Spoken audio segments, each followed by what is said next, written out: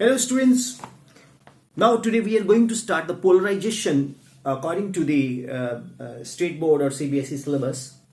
Student हम एक light लेते हैं which is capable of vibrating in all planes and उसको हम इस तरह से represent करेंगे.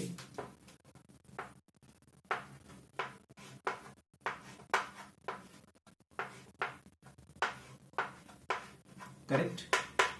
तो ये लाइट है जो वाइब्रेट कर रही है in all planes. The light is vibrating in all planes. You all know light is an electromagnetic wave. इसके अंदर एक पॉइंटिंग वेक्टर होता है POYNTING जो कि S equal to E cross B होता है. इलेक्ट्रिक एंड मैग्नेटिक फील्ड का जो क्रॉस प्रोडक्ट से आता है. अब स्टूडेंट हम एक यहां पर एक पोलराइजर रखते हैं.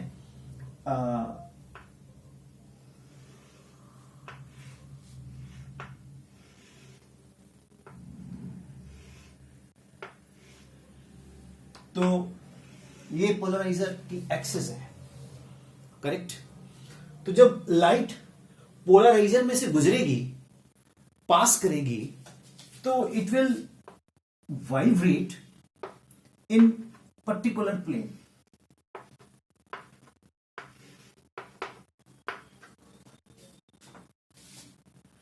ठीक है. हम बोलेंगे ये जो लाइट यहां से निकल के आ रही है ये पोलराइज्ड लाइट है. अब इसी के एक्सिस के पैरेलल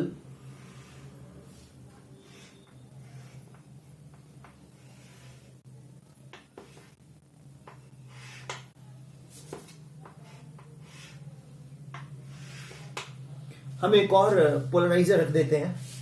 तो ये इस तरह से यहां से लाइट निकल के आती है.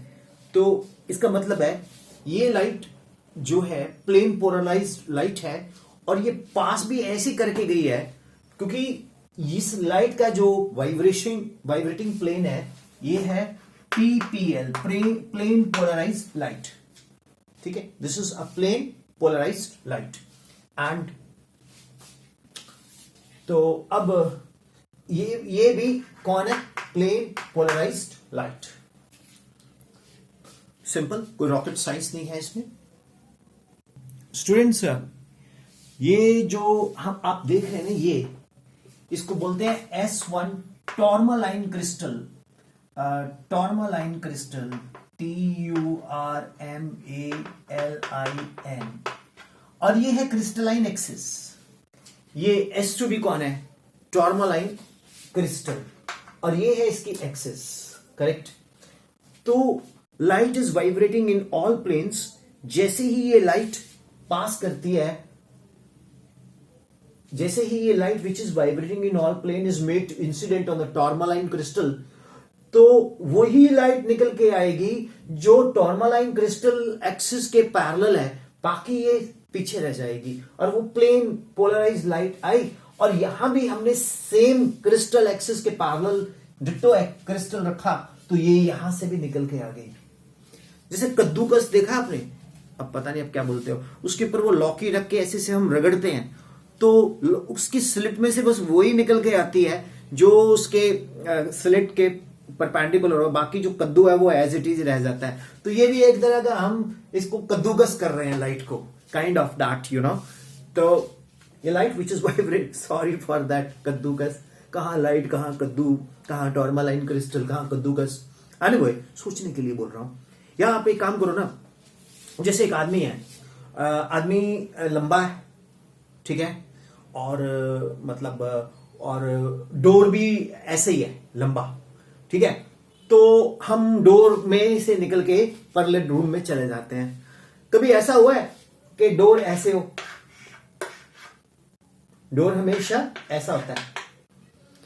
तो अगर डोर ऐसा होगा तो बंदा इसमें से निकल के चला जाएगा. अगर डोर ऐसा होगा तो यहां सिर बजेगा उसका. तो same is the case there with the light. तो ये टॉर्मालाइन क्रिस्टल एक तरह का डोर का काम करता है. तो ये बोलते हैं प्लेन पोलराइज्ड लाइट. अब मैं क्या करने जा रहा हूं, ये क्रिस्टल, ये ऊपर वाला ही फिगर है, मैं रिप्रेजेंट कर रहा हूं. फर्क कितना है इसमें, मैं क्या करने जा रहा हूं, है तो ये ऊपर वाला ही, मतलब ये सीन दूसरा दिखा रहा हूं. तो ये लाइट है, वाइब्रेटिंग इन ऑल प्लेन्स। तो यहां से लाइट परपेंडिकुलर पास करेगी ऐसे ऐसे ऐसे, राइट। उसके बाद फिर मैं इसको ऐसे कर देता हूं क्रिस्टल को। तो उसके बाद क्या होता है, अब ना यहां कोई लाइट नहीं आ रही, नो लाइट। इसका मतलब है वो जो लाइट यहां से पास कर रही थी पहले ऊपर, वो parallel to the crystalline axis थी, अब पैरेलल टू क्रिस्टलाइन एक्सिस नहीं है। तो this is how polarization of light wave can be demonstrated using the tourmaline crystals. Correct? Good out, इसको नोट कर लीजिए आप। अब मैं आपको एक लॉ सिखाता हूं, उसका नाम है द मेलूज लॉ। ठीक है, इसको मैं रख करता हूं अभी। Now students, I am going to teach you the Malus law. Malus basically एक फ्रेंच फिजिस्ट हुए हैं जिनका 1775 में बर्थ हुआ था और 1812 में वो इस प्लैनेट को छोड़ के एस्केप कर गए थे। तो ये एक सोर्स ऑफ लाइट है which is vibrating in all planes. थोड़ा टाइम सेव करने के लिए मैंने इसको ऐसे बना दिया। एक सोर्स ऑफ लाइट है और ये वही टॉर्मालाइन क्रिस्टल S1 और ये S2 टॉर्मालाइन क्रिस्टल। बेसिकली मेलूज लॉ एक मैथमेटिकल एक्सप्रेशन है, जो उस मैथमेटिकल एक्सप्रेशन को ही हम क्या बोलेंगे, मेलूज लॉ, राइट। तो मैं पहले मैथमेटिकल एक्सप्रेशन डिराइव करता हूं, फिर उसके बाद मैथमेटिकल एक्सप्रेशन डिराइव करने के बाद then I will explain the Malus law, right. तो स्टूडेंट्स, ये light is vibrating in all planes when it is made to pass through this crystal. तो इसका जो एम्पलीट्यूड है इलेक्ट्रिक वेक्टर के इक्वल है, तो वो E है। अब आपको पता है intensity of any wave, light is an electromagnetic wave, intensity of any wave is proportional to the square of the amplitude. Amplitude का डेफिनेशन आपको पता है, 10+1 में पढ़ा हुआ है। It is the maximum displacement of the vibrating particle from the mean position, right. तो light is an electromagnetic wave, so it is vibrating sinusoidally, तो I is proportional to E square।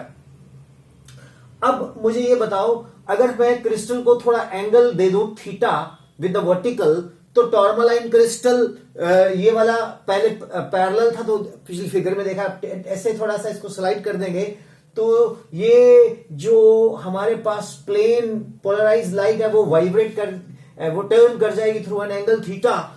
तो ये वर्टिकल के साथ perpendicular कौन सा निकलेगा, E cos theta, क्योंकि जो लाइट है वो ऐसे ऐसे आ रही है। अब लाइट ऐसे तो जाएगी नहीं, लाइट टर्न तो होगी नहीं। देखो ना, light is coming like this, light is coming, एक मिनट पेन पड़ा मेरे पास, light is coming like this, और ये टर्मलाइन क्रिस्टल ऐसे पड़ा है। तो अब सिर्फ लाइट कैसे जाएगी, लाइक दिस। तो इसका मतलब है उसका कौन सा कंपोनेंट आएगा, E cos थीटा, और ये बन गया E sin theta. E sin theta तो नहीं निकलेगा बाहर, तो कौन आएगा, E cos थीटा। अब जो लाइट हमें यहां मिलेगी इस क्रिस्टल से परे मिलेगी, इधर जो हम इसको ऑब्जर्व करेंगे, जो ऑब्जर्वर यहां खड़ा है, तो उसके पास जो लाइट की इंटेंसिटी आ रही है ऑब्जर्वर के पास, तो वो आ रही है E cos थीटा एम्पलीट्यूड। तो intensity of light is proportional to square of the amplitude, और I is proportional to E square cos square theta. If theta is equal to 0, then I naught is proportional to E square cos square 0. Cos 0 is 1. I naught is proportional to E square. Mark it 1. Mark it 2, right? Now, when you compare first and second, I upon I naught E square cos square theta, क्योंकि जब proportionality sign cancel हो जाएगा, equality sign आ जाएगा, because constant will appear and that will also cancel, upon what, E square. This cancels. I equal to I naught cos square theta. This is the intensity of the light which you are getting through the polarizer, and this law is called Malus law. See, special case. This law is called what? Malus law. This law is called what? M-A-L-U-S, Malus. So, I put Malus law in words. आप लिख लीजिए statement, Malus law definition लिख लीजिए.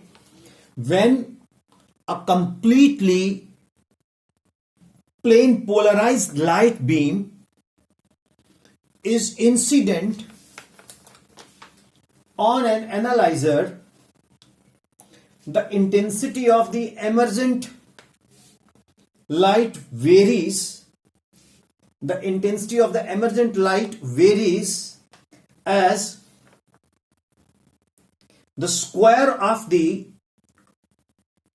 cosine of the angle between the plane of transmission of analyzer and polarizer. Analyzer and polarizer. Special case. If theta equal to 0, so I is equal to I naught cos square 0. Cos 0 is 1. I equal to I naught. The maximum intensity of light of the polarized light will emerge out.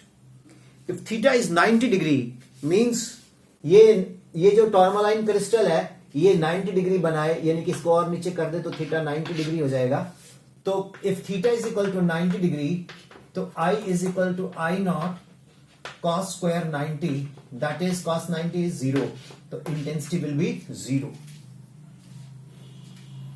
Note करते जाइए आप, intensity will be 0. तो आप देखते हैं कि intensity कैसे very कर रही है. And if theta is equal to 45 degree, if theta is equal to 45 degree, तो I equal to I naught cos square 45. Cos 45 is 1 upon root 2. तो 1 upon root 2 square is what? I equal to I naught upon root 2. Cos 45 is 1 upon root 2. Square कर देंगे तो root उड़ गया तो 1 upon 2. तो intensity will reduce to half. I is equal to I naught upon 2. And students, मैं यहां लिख रहा हूं, if theta is equal to 180 degree, तो I equal to I naught cos square 180. Cos 180 is -1 का स्क्वायर प्लस, तो I is equal to I naught. तो intensity जो 0 डिग्री पे थी वही 180 डिग्री पे है. जब 0 डिग्री एंगल था तो भी intensity I equal to I nought थी. जब 180 डिग्री एंगल है तो भी intensity I is equal to I nought है. जब 90 है तो ये क्या हो गया? 0. Hope it is clear. और जब 45 है तो इंटेंसिटी रिड्यूस्ड हो गई हाफ. तो ये एक टॉपिक सिंपल सा आपको मैंने बताया. इजी लगा आपको? अब एक टॉपिक और करेंगे हम. Hope it is clear, right?